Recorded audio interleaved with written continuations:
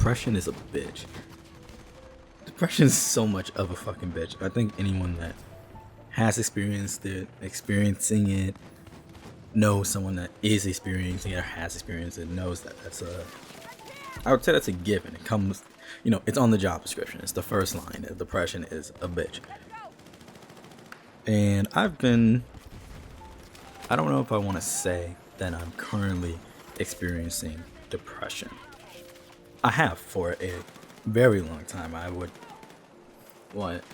started seeing my school counselor when I was 14 after my brother I shouldn't say the word snitched, but my brother told my parents that I was threatening to kill myself.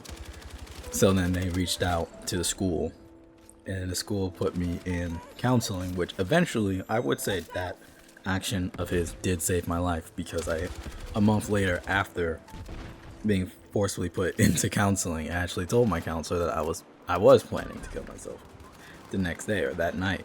So I got taken out of school for a month, and during that time period, that was at least enough time for me to kind of, I don't want to say recalibrate, because I was still depressed throughout the entirety of high school and very long afterwards too, but it was enough. Obviously, I'm still here 8 years later. I'm still alive.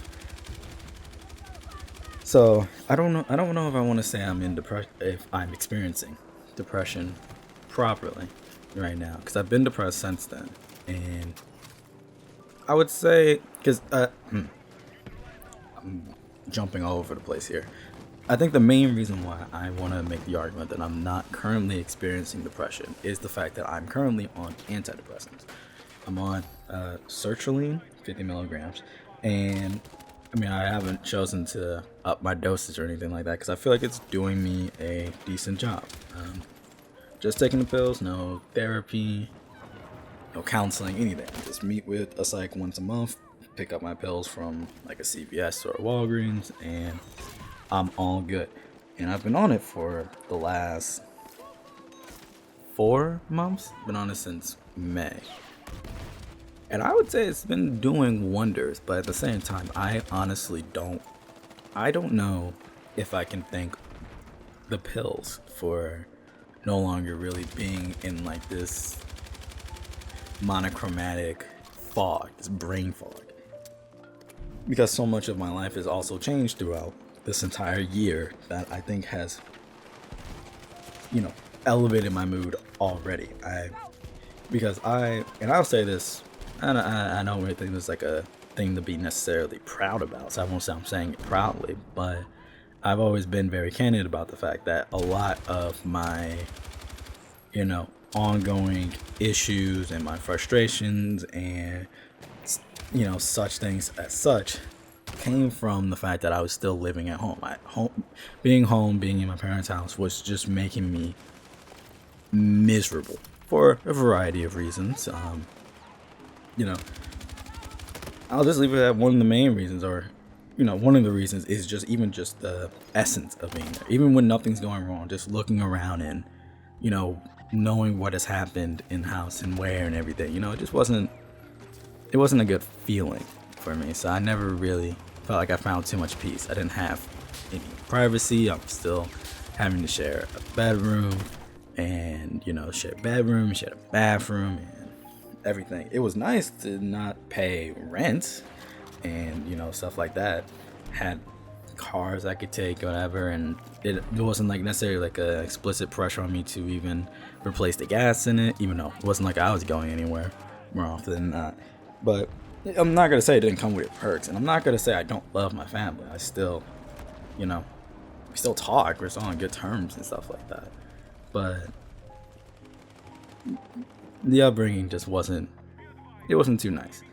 So, but throughout this entire year, I've been basically gone. I haven't been home. I haven't been around my parents or my brother and in the same house or even in the same city. I'm, halfway across the country, basically, somewhere else.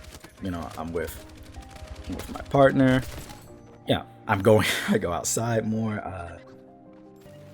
fresh air, more open windows. There's a bunch of different things that have changed in my life throughout the entirety of this year, and like I would say, yeah, split right in the middle between when I first started, you know, constantly visiting the town that I'm in now that I've moved to, and today would be that middle point in May where I started taking antidepressants. But everything has changed so much, so I'm like, I don't know if it's just the pills. It also doesn't help that I still do drink now, or I'm like back to drinking, not as much as I used to, because I used to fucking drink, but not as much as I used to, but I still do. And I know that kind of dampens, it fucks up the ability, my pills. It doesn't work the best because I'm not completely sober, which is fine. I mean, I still feel good. I still feel fine. I would say, like, I think even the fact that I'm having to question if I feel, emotionally depressed is eons past, where I used to be last year, 2 years ago, 3 years ago, 4. This is still so much fucking better because I felt like I was constantly coming up with like suicide plans, and I was having to like talk myself down the ledge, and I would relapse every now and then. Like, I used to really like go through it, and even my manic episodes would be more manic than what they are now, just because I was already in a state of constant distress. oh man, I'm thinking about some of those times. I don't want to think about that shit. So yeah, so the fact that I even have to think about it is like, all right, I actually did it. I managed to survive long enough to get to this, this quote unquote good point of life that I always spoke of, like in terms of ideals, but never actually thought I would see myself. I've been fairly rooted in this idea, like, oh yeah, you're probably gonna die pretty young, and throughout this entire time you're probably gonna be depressed. And I felt that way because I was dealing with depression for a while. I can't remember a date, but I remember essentially when my depression started. I remember it was in 8th grade. There was like some sort of like school assembly in the beginning of the morning or something like that, and I think my parents were mad at my brother for like sleeping through an alarm or something like that. So they were just like yelling at him while I was just trying to eat breakfast and get ready for school. I remember getting to school and I'm walking to the seat in the gym, and one of my friends looks at me and he's like, "Hazy, are you all right? Like, you look a little like shaken up." And I tried to just tell him like I'm fine, but I started crying, and I couldn't even like really explain why I was crying. But I just remember like I was just like nonstop waterworks for like 5 minutes, and I kind of caught myself.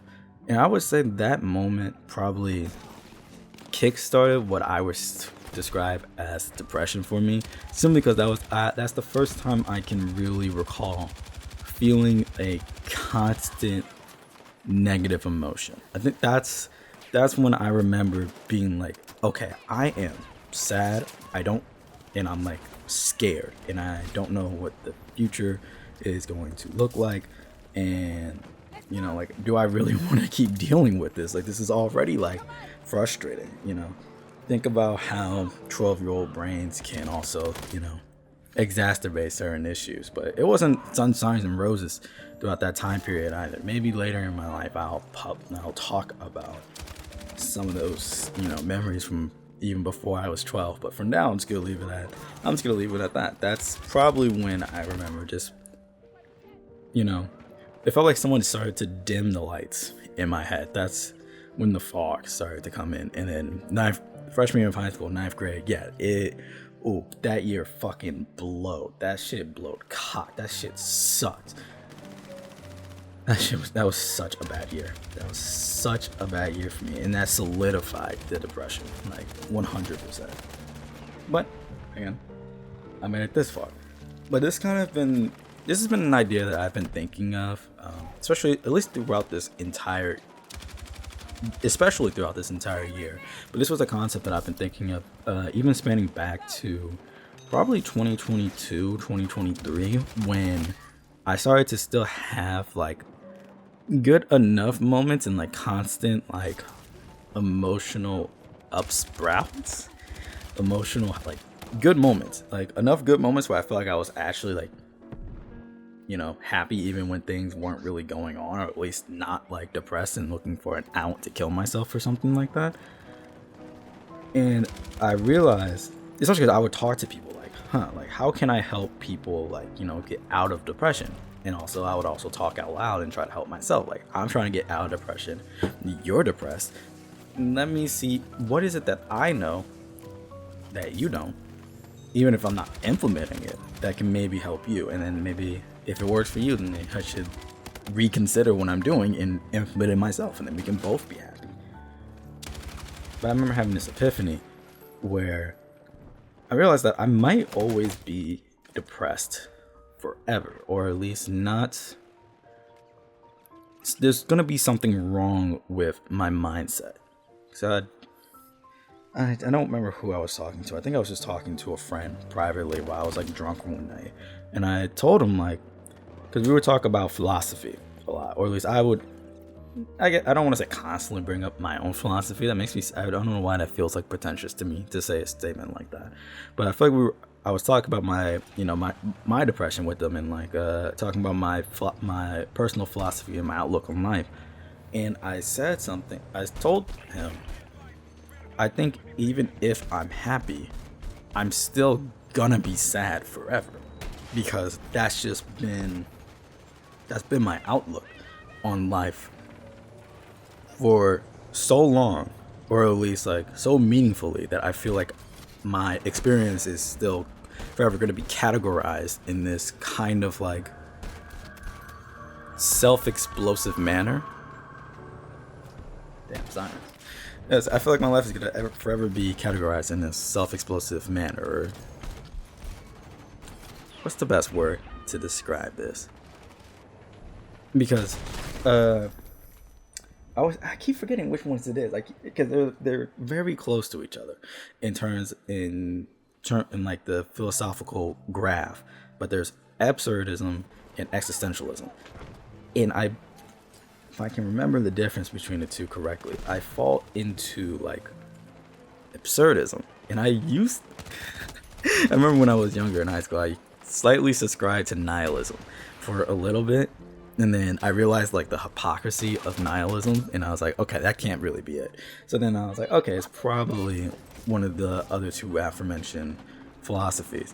But I'm saying all of this to say that I think I'm gonna forever be depressed, because I am a very purpose-driven individual, and I won't do something if it doesn't make sense to me, if I don't understand the outcome, or, you know, if it just seems kind of pointless, then I just won't do it. And it's been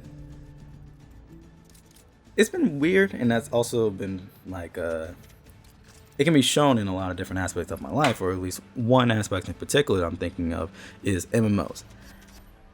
Because I like playing games. Despite me saying that, I'm still very good at small tasks and like repetition and doing something meaningless over and over and over again. You know, as long as I can see the end goal. It doesn't have to be a good end goal. I just need to see the end goal. Like, there needs to be a point. So I would play like Minecraft mod packs with my friends, and there would be like, oh, I need resources. I need resources. And I'm like a fucking mole rat when it comes to Minecraft. So I remember in like 2021 or something like that, you know, peak COVID times, I would just put on like, I listened to like Autonomy off the Persona 5 soundtrack, and I put it on loop, and I would literally mine in Minecraft for like 10 to 12 hours straight. And the whole goal of it was just to get the resources. So the end goal didn't need to be proper. I just need to know, like, what am I doing this for? But on the flip side, with MMOs in particular, I won't play an MMO because I know that the progress is so meaningless to me. Like, unless you catch an MMO when it starts, basically, all that progress, all that work, all those hours, it's like, what am I really...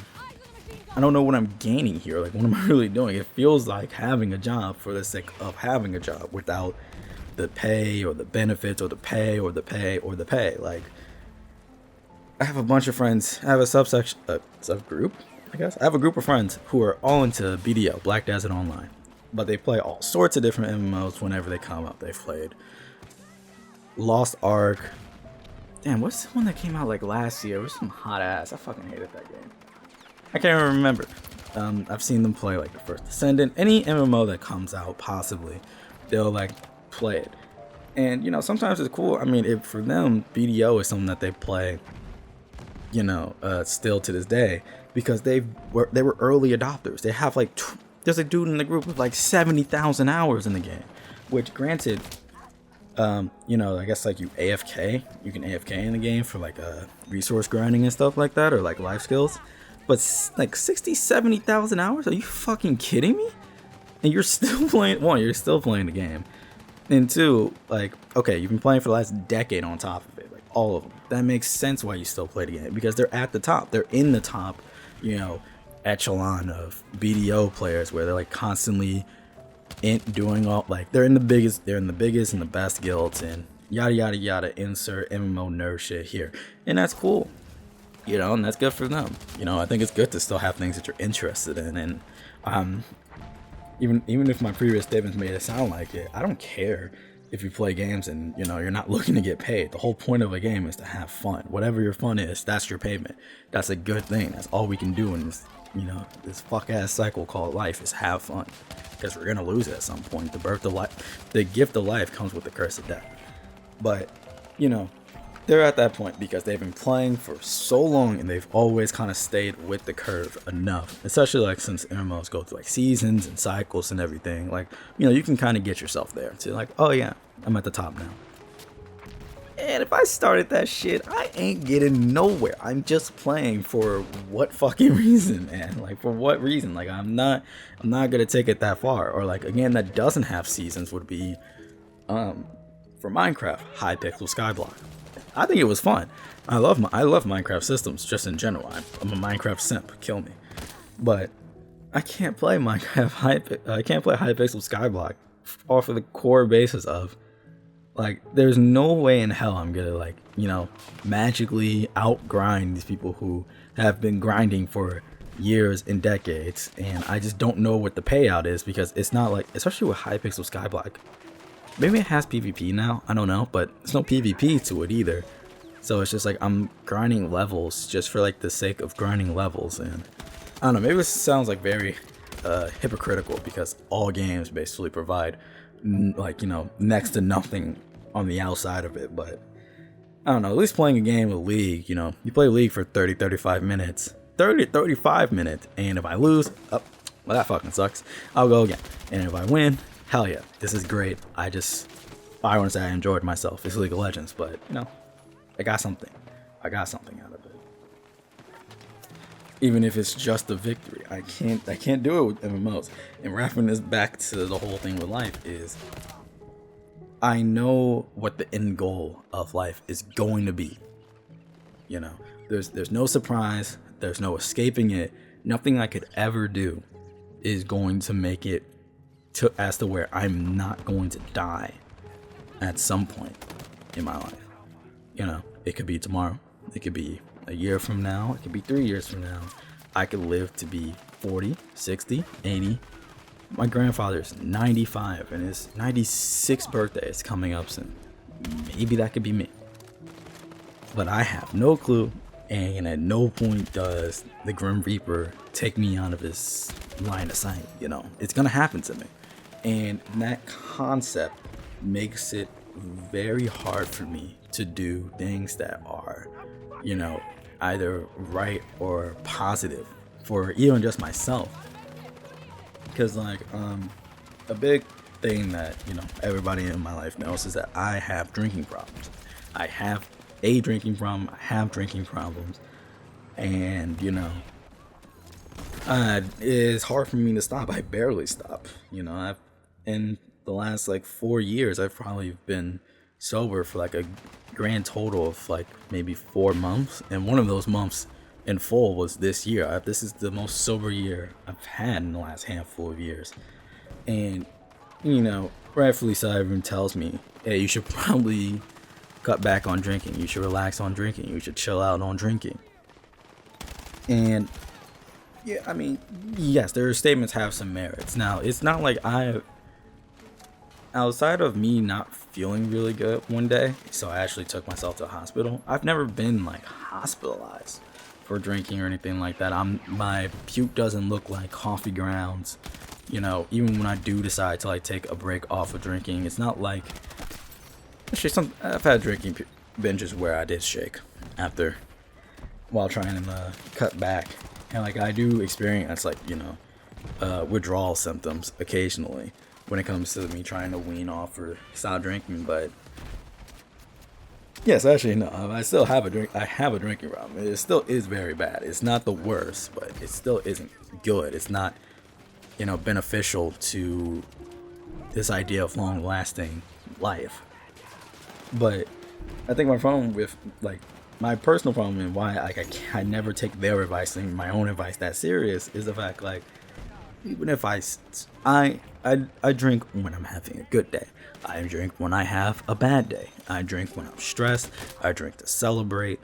It's, oh, I almost said it's everything to me. And it's not, drinking is not everything to me, but like, there's no point, there's nothing that could really go on outside of knowing that I need to drive at some point later that day that's mentally like gets me to be to a point where I'm like, you know, I don't want to drink anymore. Like I'm always kind of game for it because it's such a,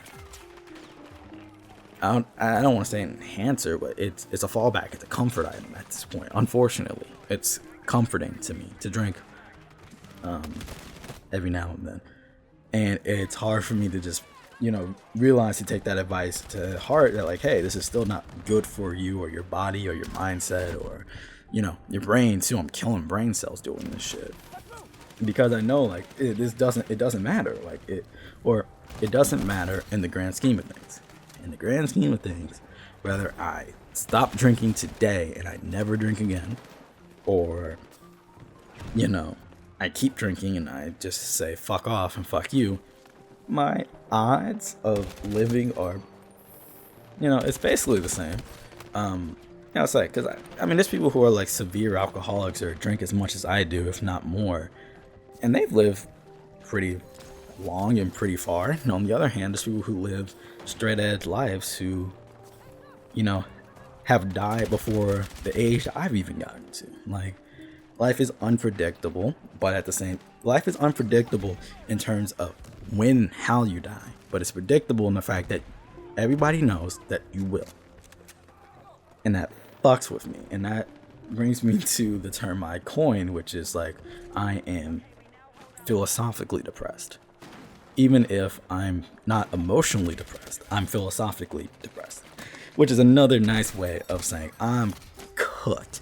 I'm fucking cooked because the only way to get out of it, the only way I can get out of this is by changing my mindset on life itself, which is possible. Anything's possible. I'm not going to say it's not. But how the hell am I supposed to do that? This is the mindset, like, because I've fallen within that, like, you know, threefold box of nihilism, absurdism, or existentialism, you know, flip a coin and call it, for the last decade. And the last decade is probably the only time I've ever been even, you know, aware of both my mindset and my outlook on life and those terms and, you know, philosophy itself. So as far as I can basically remember in terms of having enough critical skills to analyze what I think about existence, I've always been in this little weird box where it's like, yeah, like, you're gonna kind of die, so like, how much do we really need to care? And that's, you know, is a feeling that has been embodied in how I've acted, is that sometimes I'm like, ooh, like, I want to live a long time, or, you know, this isn't beneficial to living long, I'm not gonna do that. And then I flip around like a week later, manic episode or not, and I'm like, I don't give a fuck if this is gonna kill me. I'm gonna do it, and I'm going to enjoy it. And it's just, it is not a sustainable mindset. This is not a sustainable mindset, because all it takes is one moment of not caring, to go do something that will get me killed. Like, even if I'm not depressed, like just being like, oh well, I'm gonna die one day anyway, so I might as well go do this. And that next action could very well be the thing that just takes me out. However silly or small it could be. I could decide to just go on a walk and then get hit by a car, and that's it. Close the curtains and janitor comes on screen and wipes everything off, and then whatever happens after life is what happens. And in the same sense, I could live very long.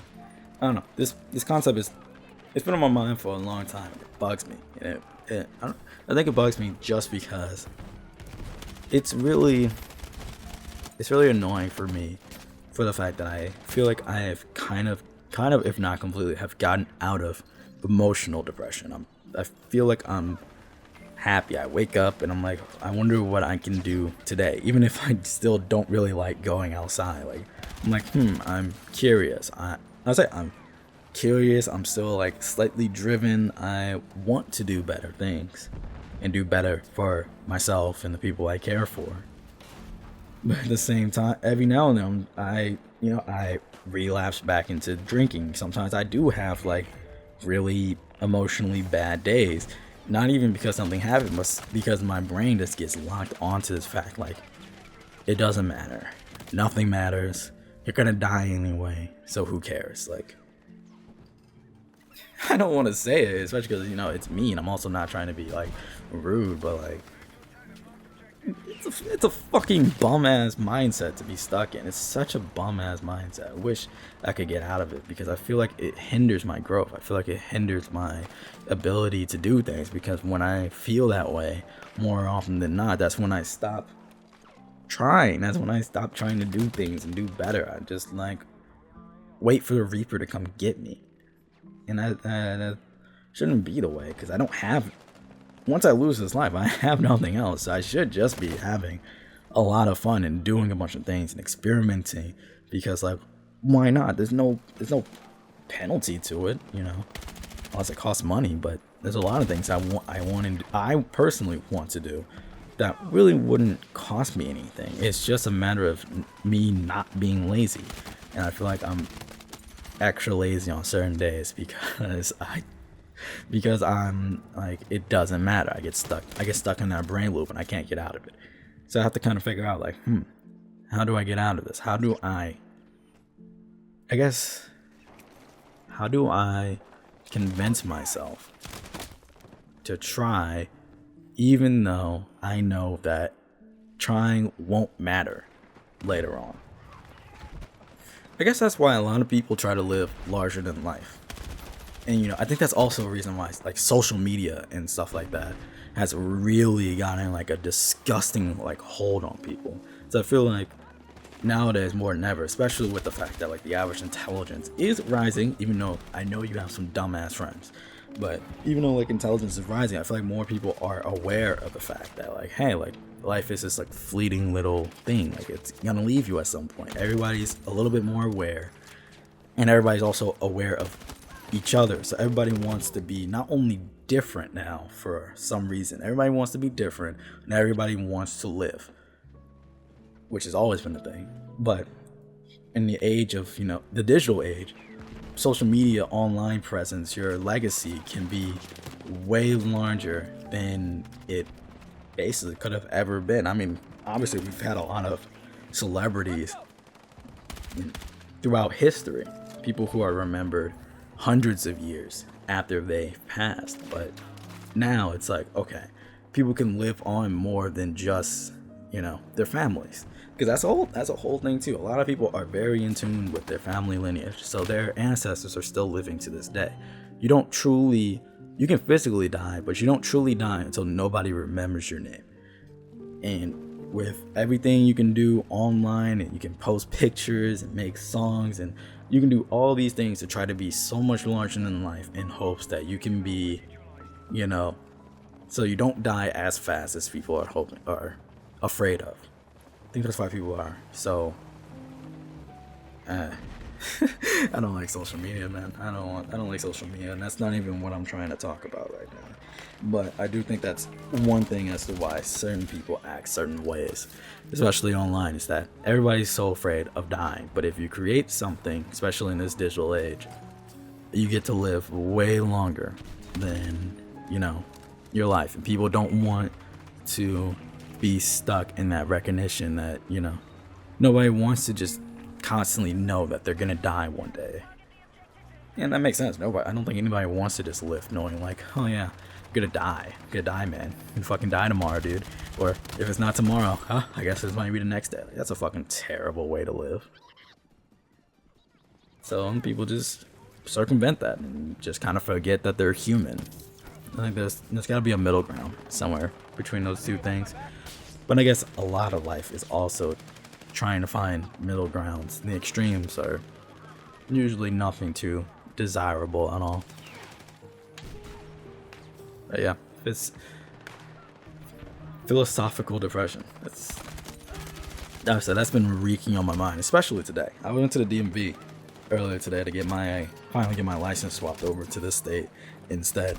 And I had about a nice hour, which is very nice, very fast. I had like a nice hour or so to just kind of sit around and think about this concept a little bit, like flesh it out a little bit more. In a sober mindset too. You got to flesh out on a sober mindset. So I knew once I got back home, like if I have any chance to get this out of my head, then I should get this out of my head. Because this has been a topic, this has been a concept in my head for years now, and I guess it's not that deep of a topic or that hard of a concept to understand, but I think writing things down and speaking out loud helps you swallow the pill a lot easier than trying to just play mental pinball.